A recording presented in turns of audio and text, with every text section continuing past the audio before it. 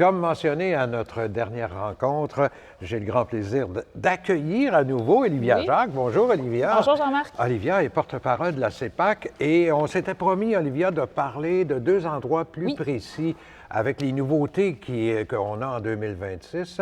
Le parc Taillon, mais la section Camp de Touages. Exact. Et le centre touristique Kenogami, je ne me suis pas trompé.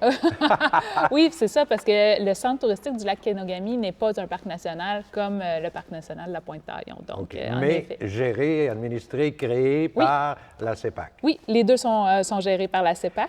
OK. Qu'est-ce qu'il y a de nouveau au Camp de Touages, par exemple? Oui, donc on a, comme je le mentionnais la dernière fois, on a 16 nouveaux emplacements de d'espaces VR. Oui, exact, des espaces VR.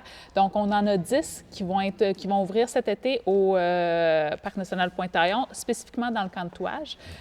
Donc, vraiment un magnifique endroit à découvrir. C'est superbe. Je suis allé à quelques reprises ces dernières années et c'est vraiment des emplacements de toute beauté. Oui. On a de l'espace, on a des services. C'est vraiment bien fait. Hein? Exact. Puis là, les espaces VR vont être à proximité du centre de découverte et de services et aussi d'un bloc sanitaire. Donc, mais ce sont des espaces sans service, il faut en tenir compte.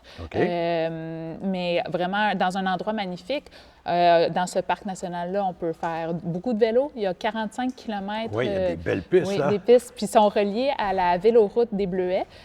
Donc, il y a 16 km du parc qui sont reliés là, à la véloroute. Puis c'est des pistes qui sont facilement accessibles pour toute la famille. Donc, pour les enfants aussi, là, pas trop de dénivelé.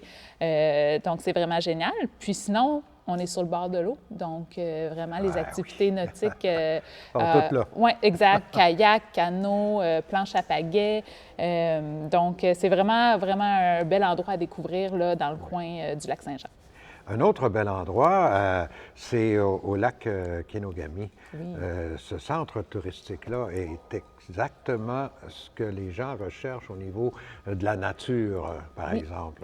Exact. Puis on a 6 nouveaux emplacements au centre touristique du lac Kenogami pour les espaces VR, aussi de ce côté-là. Donc, puis c'est peut-être un centre qui est un peu moins connu, je dirais, que nos parcs nationaux, mais vraiment intéressant, encore une fois, à découvrir à proximité de l'eau aussi. On a plusieurs activités qu'on peut faire, pétanque, basketball, donc c'est très familial comme endroit. Puis sur le bord du fameux lac Kenogami, c'est de toute beauté. Oui, donc dans Haute-Saguenay, là, c'est l'endroit à découvrir. Donc, on vous invite vraiment à venir nous voir de ce côté-là.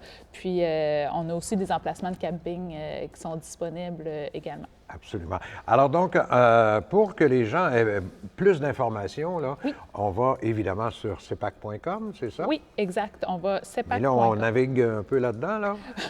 Oui, bien pour les deux endroits que je vous ai mentionnés, on va dans la section Parcs nationaux pour le Parc national de la Pointe-Taillon et sinon dans établissements touristiques pour le centre touristique du lac Kenogami et on peut réserver directement en ligne. C'est ce que j'allais dire, on réserve en ligne, on réserve son emplacement. Je pense que c'est l'idéal de faire ça. Oui, tout à fait. Puis plus on se prend tôt, plus on a de chances d'avoir de la disponibilité à la date qu'on veut.